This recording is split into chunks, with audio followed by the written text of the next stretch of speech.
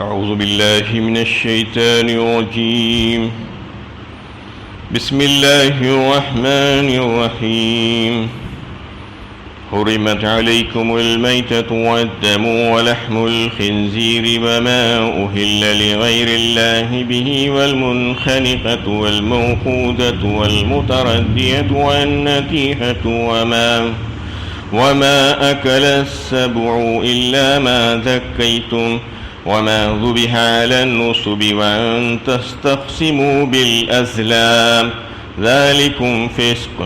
اليوم يئس الذين كفروا من دينكم فلا تخشوهم واخشون. اليوم أكملت لكم دينكم وأتممت عليكم نعمتي ورضيت لكم الإسلام دينا. فمن اضطر في مخمصة غير متجانف لإثم فإن اللہ غفور رحیم. تم پر حرام کیا گیا مردار، خون، سور کا گوشت، وہ جانور جس پر اللہ کے سوا کسی اور کا نام لیا گیا ہو، وہ جو گلا گھٹنے سے یا چوٹ لگنے سے یا اوپر سے گر کر یا سینگ لگنے سے مرا ہو، یا جسے کسی درندے نے پھاڑ کھایا ہو سوائے اس کے جسے تم زندہ پا کر ذبح کر لو، اور وہ جانور جو کسی تھان پر ذبح کیا گیا ہو. نیز یہ بھی حرام ہے کہ تم پانسوں کے تیروں سے فال نکالو، یہ فسق ہے. آج کافروں کو تمہارے دین کی طرف سے بالکل مایوسی ہو گئی ہے، لہٰذا ان سے نہ ڈرو بلکہ مجھ سے ڈرو. آج میں نے تمہارے لیے تمہارے دین کو مکمل کر دیا اور اپنی نعمت کو تم پر تمام کر دی، اور تمہارے لیے اسلام کو دین کی حیثیت سے پسند فرمایا. پس جو کوئی بھوک سے مجبور ہو جائے اور ان میں سے کوئی چیز کھا لے بشرطے کہ وہ گناہ کی طرف مائل نہ ہو تو اللہ بخشنے والا اور رحم فرمانے والا ہے. یہ سورہ مائدہ کی تیسری آیت ہے. گزشتہ درس سے بھی اس پر بات چل رہی تھی. کافی ایک احکامات اور مسائل اس میں آئے ہیں. جانوروں کے حلال و حرام ہونے کے تعلق سے، اور انسانی جسم اور اس کی روح کے لیے کیا چیز اچھی اور بہتر ہے، اس کو اللہ تعالیٰ نے پاک اور طیب چیزوں کو حلال قرار دیا، اور جو چیزیں خراب ہے اس کے لیے مضر ہے اس کو حرام قرار دیا. اس طریقے سے مختلف صورتیں جو جانوروں کے تعلق سے بیان کی گئی کہ وہ ان کا گوشت اس صورت میں کھانا حرام ہے، اور دیگر چیزوں کی بھی حرمت کے بارے میں بات آپ کے سامنے آ چکی تھی. وما ذبح علی النصب کہہ کر یہ بتا دیا گیا کہ جو تھان پر ذبح کیے ہوئے جو جانور ہیں، جو کسی اور کو غیر اللہ کو خوش اور راضی کرنے کے لیے کہیں پر جا کر اگر قربانی پیش کرے ان کے نام سے نامزد کر کے، تو پھر وہ بھی حرام ہے، وہ جائز ہو ہی نہیں سکتا. ان تمام باتوں میں حلال و حرام کے مسائل اور عقیدے کی بات آئی تھی کہ عقیدہ سب سے اہم چیز ہے. عقیدہ جب تک کہ صحیح اور درست اور صاف نہیں ہوگا، عمل بیکار ہو جائے گا. عمل کی کوئی اہمیت اور اس کی قدر و قیمت اللہ کی نظر میں نہیں ہوگی، چاہے وہ کتنا عمل کرنے والا ہو. اس لیے ضروری ہے کہ جہاں جہاں پر عقیدے کی بات آتی ہے، میں آپ کے سامنے یہ بات کو واضح کرتے رہتا ہوں کہ عقیدہ درست ہو جانا چاہیے. عقیدے میں اگر فساد ہوگا اور بگاڑ ہوگا تو پھر عمل بے فائدہ ہو جائے گا. تو اس میں یہی بات تھی کہ جو بھی نذر اور قربانی اور عبادتیں ہیں وہ صرف اور صرف اللہ ہی کے لیے مخصوص ہیں، کسی اور کے لیے نہیں ہو سکتی. چاہے وہ کوئی شکل ہو عبادت کی، تو قربانی اور نذر و نیاز بھی عبادت ہی کی ایک شکل ہے. وہ صرف اور صرف اللہ رب العالمین ہی کے لیے جائز ہو سکتی ہے، اس کے علاوہ ان کے غیروں کے لیے نہیں ہو سکتی. یہ بات ہمارے پاس ذہن نشین ہونی چاہیے. اور اس کے بعد ایک حکم اللہ تعالیٰ یہاں پر نازل فرما رہے ہیں، وَأَن تَسْتَقْسِمُوا بِالْأَزْلَامِ کہہ کر، یعنی تم پانسوں کے تیروں سے فال نکالنا جو ہے تمہارا، وہ بھی حرام ہے اور ناجائز ہے. یہ بتایا گیا. ہوتا یہ تھا کہ عرب جاہلیت میں اپنی قسمت آزمانے کے لیے لوگ فال نکالتے تھے، پانسوں سے تیر نکالتے تھے، جوئے کے تیر کھیلتے تھے. اس کا مطلب یہ تھا کہ مشرکین مکہ نے مختلف طریقے رائج تھے ان کے پاس. 3 قسم کے تیر حبل دیوتا کے استان پر رکھ دیتے تھے، جن میں سے ایک پر لکھا ہوتا تھا کہ یہ کام کرو، دوسرے پر لکھا ہوتا تھا کہ یہ کام مت کرو، تو یعنی تیسرا خالی ہوتا تھا، اور اگر فعال نکلنے پر جو تیر نکل آتا اس کو غیب کا حکم سمجھ کر اس کے مطابق عمل کرتی۔ اگر اس میں یہ نکل جاتا کہ یہ کام کرو تو یہ سمجھتے کہ ہمارے لیے بہتر ہے اور فائدہ مند ہے، اور اگر نکلتا کہ یہ مت کرو تو اس کو یہ سمجھتے کہ یہ ہمارے لیے نقصان دہ ہے۔ یہ تمام کام اللہ تعالیٰ فرما رہے ہیں کہ غلط ہے، یہ فعال نکالنا اور یہ سمجھنا کہ ہماری قسمت اس سے جو ہے طے ہوتی ہے، قسمت اس سے طے نہیں ہوتی ہے۔ تو یہ قسمت کے تعلق سے جو ہے یہ سمجھنا، تقدیر کے تعلق سے، اور آئندہ آنے والے مستقبل کی حالات کو معلوم کرنے کی کوشش کرنا، جمہور امت فقہا نے اس بات پر اتفاق کیا ہے کہ یہ سب کے سب مجموعی طور پر حرام ہے، چاہے اس کا کوئی طریقہ کیوں نہ ہو۔ کوئی علم مجفر کے ذریعے سے یا ہاتھ کی نقوش دیکھ کر کوئی اگر بتاتا ہے یا فالگری کے ذریعے سے اگر کوئی بتاتا ہے، وہ سب کے سب ناجائز اور حرام ہے۔ کوئی بھی طریقہ جو چاہے اپنائے وہ صحیح اور درست نہیں ہو سکتا، کیونکہ اس مستقبل کے حالات سوائے اللہ تعالیٰ کی اور کوئی نہیں جانتا کہ آئندہ کیا حالات پیش آنے والے ہیں۔ اس کے تعلق سے اگر کوئی اللہ کی مخلوق کے پاس جا کر کوئی بھی طریقہ اپنانا چاہتا ہے تو وہ ناجائز حرام ہے۔ اور پھر یہ اور جوئے کی جو جتنے بھی شکلیں ہیں، لاٹری ہو یا جو ہے اور قرآن اندازی کی کوئی دوسری شکل ہو یا اور کوئی شکل ہو، سب کے سب ناجائز اور حرام قرار دیا گیا۔ یہاں اس آیت کی روح سے اس آیت کا جو حصہ یہاں پر بتایا گیا کہ وَأَن تَسْتَقْسِمُوا بِالْأَزْلَامِ ذَلِكُمْ فِسْقٌ، یہاں پر کہہ دیا گیا وہ تمام باتیں جو حرمت والی تھی بتا کر کہ یہ سب گناہ اور گمراہی کے کام ہیں، اس سے تم بچتے رہو۔ کیونکہ سورہ مائدہ ہی میں 7ویں پارے میں آگے آ رہی ہے یہ بات، یہ شراب اور جوئے کی تعلق سے جس کو جو ہے حرام قرار دیا گیا تھا، اس میں ان دونوں باتوں کا بھی تذکرہ ہے۔ یا ایھا الذین آمنوا انما الخمر والمیسر والانصاب والازلام رجس من عمل الشیطان فاجتنبوہ لعلکم تفلحون فرما دیا گیا ہے وہاں پر۔ مطلب یہ ہے کہ ایمان والوں سے خطاب کرتے ہوئے اللہ تعالیٰ فرما رہے ہیں کہ تمہارے اوپر شراب اور جوا اور فال اور تیر، پانسوں کے تیر، یہ ساری چیزیں استان پر ذبح کیا ہوا جانور، جیسا کہ اس سے پہلے یہ بات آ چکی ہے ذبیحہ علی النصب میں، یہ سب کے سب شیطانی عمل ہے، تم اس سے اپنے آپ کو بچاتے رہو۔ اگر تم چاہتے ہو کہ تمہیں جو ہے فلاح مل جائے، کامیابی مل جائے، مستقل طور پر اللہ تعالیٰ تم سے راضی ہو جائے، تو چاہیے کہ تم ان تمام کاموں سے بچ جاؤ۔ تو اس میں اس کام سے بھی جو ہے بچنے کے لیے کہا گیا تھا۔ اور اس کے بعد پھر ایک حکم یہاں پر آ رہا ہے، الیوم یئس الذین کفروا من دینکم فلا تخشوہم واخشون فرمایا گیا۔ یہ آیت کے شان نزول کے بارے میں یہ بات بتائی جاتی ہے کہ یہ 9 ذی الحجہ کو عرفات کے میدان میں یہ آیت نازل ہوئی، جس وقت یعنی 10 ہجری کا واقعہ ہے، حجۃ الوداع کے موقع پر آپ صلی اللہ علیہ وسلم حج میں مشغول ہیں، تو اس وقت یہ آیت اور اس کے بعد کی آیت کا نزول ہوا۔ یہ آیت میں یہ بات واضح کر دی گئی کہ کفار اسلام کے تعلق سے یہ غلط فہمی کا شکار تھے اور یہ منصوبے بنا رہے تھے کہ اسلام تو بہت کمزور ہے، اس کے ماننے والے بڑے قلیل ہیں، ہم ایک نہ ایک دن اس کو یعنی ملیا میٹ کر دیں گے اور ختم کر دیں گے مسلمانوں کو اور اسلام کو، اس کا کوئی نام لیوا باقی نہیں بچے گا۔ لیکن جیسے جیسے جو ہے وقت گزرتا گیا، 10 ہجری تک حجۃ الوداع کے موقع پر سارے جزیرۃ العرب میں، بحرین، شام کے کچھ حصے اور جو ہے یمن کے کچھ حصے، یہ سب کے سب اسلام کی زیر نگی آ چکے تھے آپ صلی اللہ علیہ وسلم کی حیات مبارکہ ہی میں، اور چاروں طرف اسلام کے جھنڈے بلند ہو گئے تھے اور اسلامی قوانین نافذ کر دیے گئے۔ تو اس وقت کفار بڑے مایوس ہو گئے۔ اسی کا تذکرہ اللہ تعالیٰ فرما رہے کہ الیوم یئس لکم من دینکم، تمہارے دین سے وہ کفار اب مایوس ہو چکے ہیں، اب ان کی کمریں ٹوٹ گئی ہیں، تمہیں ان سے ڈرنے کی ضرورت نہیں ہے۔ فلا تخشوہم واخشونی، مجھ ہی سے تم ڈرو اور میری عبادت کے معاملے میں تم کسی کا بھی لحاظ مت کرو، اور جو احکامات میری طرف سے دیے جا رہے ہیں اس پر پوری طور پر عمل کرنے کی کوشش کرو۔ یہ حکم دیا گیا ہے اس آیت میں۔ اور پھر اگلی آیت جو ہے اس میں اور ایک حکم ہے، اور یہ مزید جو ہے حکم اور خوشخبری ہے مسلمانوں کے لیے الیوم اکملت لکم دینکم واتممت علیکم نعمتی ورضیت لکم الاسلام دینا. بہت ہی اہم جو ہے معاملہ ہے، یہ بہت اہم حکم ہے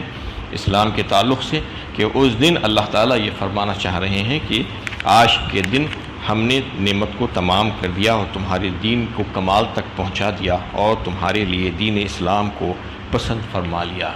یہ آیت کی شان نزول میں بتایا جاتا ہے کہ یہ آیت کا شان نزول بھی وہی ہے کہ جیسا کہ اس سے پہلی آیت کا شان نزول تھا کہ 9ویں ذی الحجہ عرفے کا دن جسے کہا جاتا ہے، جس کو سید الایام بھی کہا جاتا ہے، بہت ہی عظمتوں والا دن ہے وہ.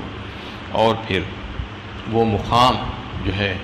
میدان عرفات جبل رحمت کے قریب ہے، بڑا خاص مقام ہے. اور پھر 9ویں ذی الحجہ کو وقوف عرفات جو حج کے جہاں کا رکن جو ہے سب سے اہم رکن اس وقت وہاں پر ادا کیا جاتا ہے. اللہ تعالیٰ کی رحمت کے سائے میں ہوتا ہے، اللہ تعالیٰ کی رحمت برستی رہتی ہے. وہ مکۃ المکرمہ کا جو ہے میدان عرفات جبل رحمت، اور پھر وقت جو ہے وہ اس کا عصر کے وقت، جو عصر کا وقت خود جو ہے بڑا مبارک وقت تصور ہوتا ہے. اور پھر جمعہ کا دن بڑا خصوصی طور پر اس دن جمعہ کا دن بھی آ گیا تھا حجۃ الوداع کے موقع پر 9 ذی الحجہ کو. اور پھر جمعہ کا دن عصر کا وقت میدان عرفات ہے، جبل رحمت کے قریب ہے. تو کئی ایک روایتوں سے یہ بات ثابت ہوتی ہے کہ جمعہ کا دن عصر کے بعد جو ہے کوئی ایک ایسی گھڑی بھی آتی ہے جو قبول دعا کے لیے بڑی مخصوص ہے. اور پھر وہ ساری چیزوں کے ساتھ ساتھ پھر عرفے کا دن بھی ہے. تو اس کے لیے بڑی خاص بات ہو گئی تھی. اس وقت یہ آیت کا نزول ہو رہا ہے کہ نے بڑا ہی عظیم حج کا اجتماع، سب سے پہلا اجتماع جو تھا اتنا عظیم کہ 1.5 لاکھ صحابہ جو ہے شریک کار ہیں، آپ صلی اللہ علیہ وسلم کے ساتھ رفقا ہیں، اور آپ صلی اللہ علیہ وسلم اپنی ناقہ پر بیٹھے ہوئے عصبہ پر سوار ہیں. اور وہیں پر جو ہے میدان عرفات میں وقوف عرفات جو حج کا اہم ترین رکن ہے وہ اس میں مشغول ہیں آپ صلی اللہ علیہ وسلم. اور اس وقت جو ہے عصر کے بعد کا وقت دعائیں چل رہی ہیں اور رحمت کا نزول ہو رہا ہے، فضائل و برکات برس رہے ہیں اللہ تعالیٰ کی طرف سے. یہ آیت کا نزول شروع ہوتا ہے. صحابہ کرام بتاتے ہیں کہ وحی کے نزول کے وقت جو کیفیت آپ صلی اللہ علیہ وسلم پر طاری ہوتی تھی وہ کیفیت طاری ہو گئی اور اونٹنی بوجھ سے دبنے لگی، اور ایک ایسا وقت آ گیا کہ اونٹنی مجبور ہو کر بیٹھ گئی. یہ آیت جو ہے نازل ہوئی بڑی شان اور بڑے اہتمام کے ساتھ، اور اس میں اللہ تعالیٰ نے زبردست خوشخبری دی مسلمانوں کو. اور اس میں جو ہے ملت اسلامیہ اور مسلمانوں کے لیے بڑی بھاری انعام کا اعلان کیا گیا، اور وہ نعمت کا تذکرہ کیا گیا جو نعمت کی شروعات حضرت آدم علیہ السلام کے ساتھ شروع ہوئی تھی، اور پھر آہستہ آہستہ جو ہے وہ نعمت کی تکمیل آج کی جا رہی ہے حضور صلی اللہ علیہ وسلم کے اوپر، اور ان کے ساتھ ان کی ساری امت کے اوپر یہ نعمت کی تکمیل کر دی گئی، اس کا اعلان کر دیا گیا. اس میں یہ آیت کے تعلق سے حضرت عبداللہ ابن عباس رضی اللہ تعالیٰ عنہ فرماتی ہیں کہ حکم کے اعتبار سے اگر دیکھا جائے تو شان نزول کے اعتبار سے یہ سب سے آخری آیت تھی قرآن کریم کی. لیکن اس کے بعد بھی جو ہے کچھ آیتیں نازل ہوئی، لیکن حکم کے اعتبار سے اور کوئی آیتیں نازل نہیں ہوئی. یہ حکم کے اعتبار سے سب سے آخری آیت تھی جو آپ صلی اللہ علیہ وسلم کے اس دنیا میں تشریف رکھنے کے وقت جو ہے صرف تقریباً 80 یا 90 روز آپ صلی اللہ علیہ وسلم اس دنیا میں رہے. اس کے بعد آپ صلی اللہ علیہ وسلم یہاں سے تشریف لے گئے. اس کے بعد اور آخری آیت جو آئی ہے جس میں ترغیب اور ترہیب ہے، واتقوا یوما ترجعون فیہ الی اللہ ثم توفی کل نفس ما کسبت وہم لا یظلمون. سورہ بقرہ 3 پارے کی آیت ہے جو نزول وحی کے اعتبار سے بتایا جاتا ہے کہ سب سے آخری آیت تھی. اور اس کے بعد آپ صلی اللہ علیہ وسلم صرف 17 یا 18 روز اس دنیا میں رہے. اس کے بعد آپ صلی اللہ علیہ وسلم یہاں سے تشریف لے گئے. تو یہ آیت جو ہے حکم کے اعتبار سے سب سے آخری آیت ہے، اور اس کی بڑی اہمیت اور بڑی فضیلت ہے، اور اسلام کی جو ہے طر امتیاز اس سے ظاہر ہوتا ہے، اور مسلمانوں اور ملت اسلامیہ کے لیے بڑی زبردست خوشخبری اور بڑی بھاری انعام اور برکتوں کا اعلان اس میں جو ہے کر دیا گیا. یہی وجہ تھی کہ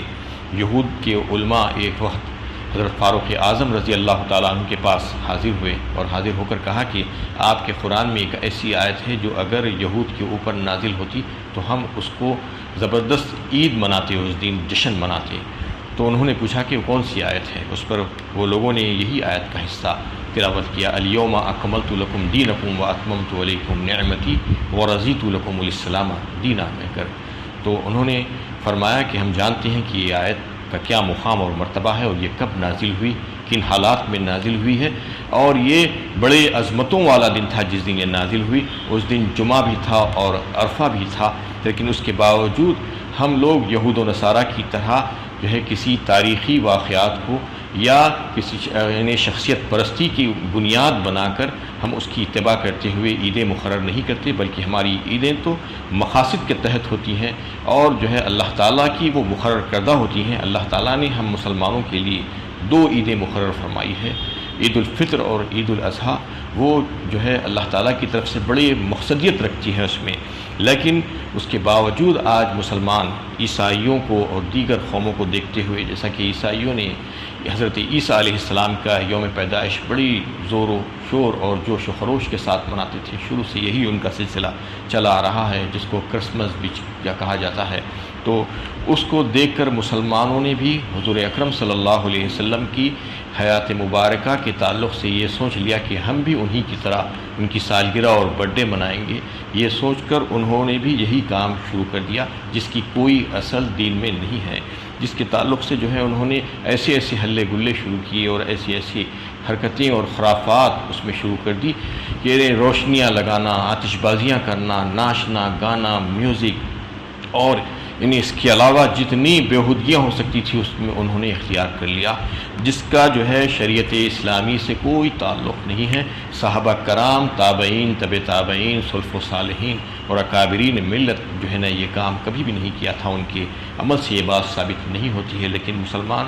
ان کی دیکھا دیکھی یہ کام شروع کر دیے ہیں۔ اور اگر اسلام میں اس چیز کی گنجائش ہوتی تو پھر جو ہے اسلام تو ایسا مذہب ہے جس میں ایسے تاریخی واقعات کی بھرمار ہے،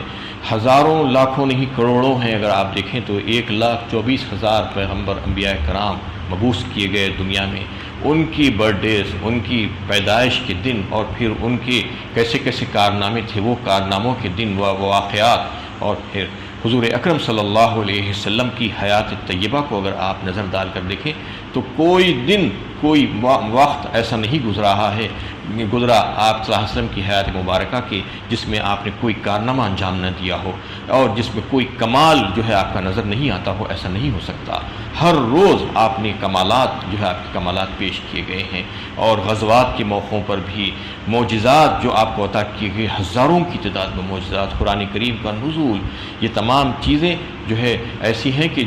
جس کی تعلق سے جو ہے جشن منایا جانا چاہیے، اگر جشن منانے کا سلسلہ اگر شروع ہو جائے۔ اور پھر آپ صلی اللہ علیہ وسلم کے صحابہ کرام، 1.5 لاکھ صحابہ کرام جو زندہ معجزہ تھے، ان کی حیات کے جو ہے جو واقعات ہیں اور جو انہوں نے کام کیے ہیں، جو کارنامے انجام دیے ہیں، 2/3 دنیا پر انہوں نے حکومت قائم کر دی، اسلام کے جھنڈوں کو بلند کر دیا آپ صلی اللہ علیہ وسلم کے بعد۔ تو یہ سارے جو ہے کارنامے کوئی معمولی کارنامے نہیں ہیں، اس کو بھی لینا پڑے گا۔ اور پھر اس کے بعد اکابرین ملت ہے، سلف و صالحین ہے، مشائخ و علماء ہیں،